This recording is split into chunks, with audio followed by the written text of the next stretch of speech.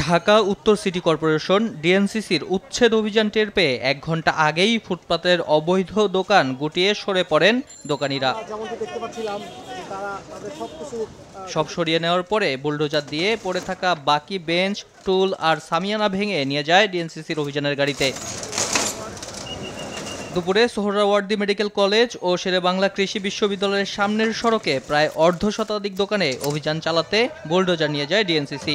এ সময় হাসপাতালের দেওয়াল টপকে মালামাল সরিয়ে ফেলেন দোকানিরা। নিজেরা ইচ্ছা করে কেউ কিছু করতে পারে না, অবশ্যই এখানে যারা এলাকার নেতাকর্মী আছে তাদের সহযোগিতা প্রয়োজন হয়। আগের থেকে দোকান মনে করেন ভাঙ্গে তুই গেলে আমরা এমনি বসে উঠাই দেওয়ার পরে তো যেটা আবার বসার দরকার আবার তারাই বসাইছে আর কি। স্থানীয়রা জানান, ফুটপাত জুড়েই এসব অবৈধ দোকান গড়ে ওঠায় চলাচলে সমস্যা হতো পথচারীদের। হাসপাতালের রোগীরাও পড়তেন বিড়ম্বনায়। উঠাই দেওয়া হয়েছিল, তারপরে আবার এরা বসছে। এখন যদি প্রশাসন স্ট্রিক্ট হয় তাহলে টিকবে আর কি, আর যদি প্রশাসন যদি স্ট্রিক্ট না হয় তাহলে তো আবার এরা বসাবেই। ফুটপাত থাকার কারণে যাতায়াত করতে গিয়ে দেখা যায় কি আমাদেরকে রাস্তার মধ্যে দিয়ে যাইতে হয়, আর এখানে হচ্ছে একটা চলমান ওয়ে, এটা তো রানিং ওয়ে থাকার কারণে এখানে রেগুলার গাড়ি যাতায়াত করে এবং এখানে পুরো একটা রিস্ক থাকে, যে কোনো সময় একটা অ্যাক্সিডেন্ট হইতে পারে। আবার দুই সাইডে পার্কিংও থাকে মাঝে মধ্যে।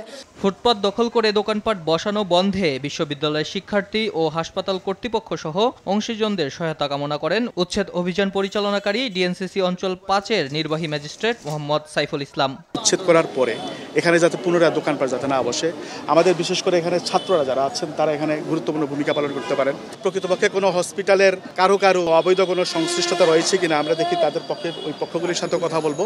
পথচারীদের চলাচলের জন্য ফুটপাত দখলমুক্ত করতে উচ্ছেদ অভিযান চালানোর পাশাপাশি তা নিয়মিত তদারকির কথা জানান স্থানীয়রা।